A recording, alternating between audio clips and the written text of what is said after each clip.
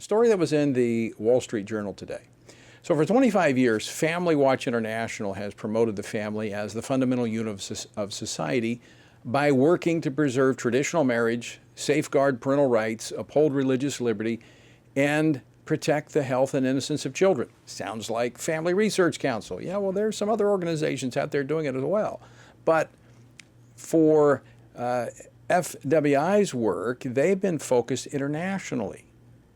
And that's a really important place to focus. They've worked in Africa, in particular, where the Biden-Harris administration has made the LGBTQ agenda a central plank of its African policy, even withholding foreign aid to nations that resist this ideological push. Now, many of these nations are very religious, believe it or not, and they don't want this.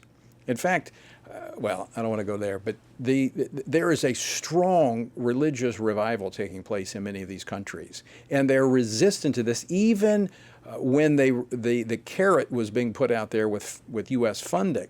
Now they're using a stick.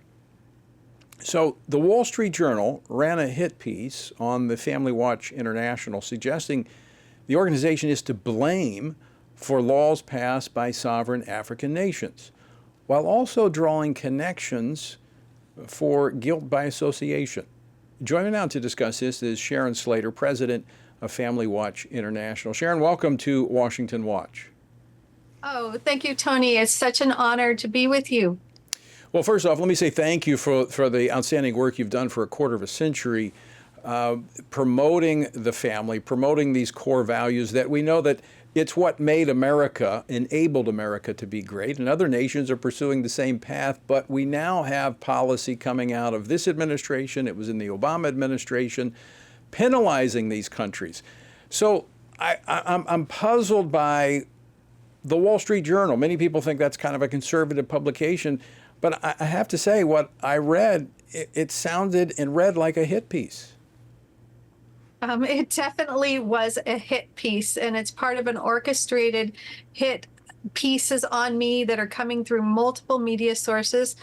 And what they're doing is they're trying to silence me. They want to censor our message because we have been helping these governments at the United Nations and in their own countries in the developing world to identify the radical, comprehensive sexuality education agenda that's on the ground, and they're going after their children. And we have so much evidence, and we've been so successful in rallying nations of the United Nations to oppose comprehensive sexuality education, and rallying religious leaders and parliamentarians and senators and congressmen in developing countries to root out these programs that they're targeting me to try to silence me. I'd love to take a minute, if you want, later to tell you how bad these programs are. They're unreal. Well, we've just got a couple minutes left. We had some technical issues there, but talk about that. But then also let people know how they can find out more about your organization. Thank you. I appreciate that. So, comprehensive sexuality education. You can go to our website at STOP. CSE. That's comprehensive sexuality education.org. STOP. CSE.org.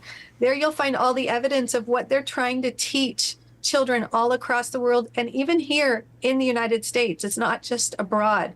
And we are the #1 organization exposing these programs. And I'll just tell you about one specifically. This is an example.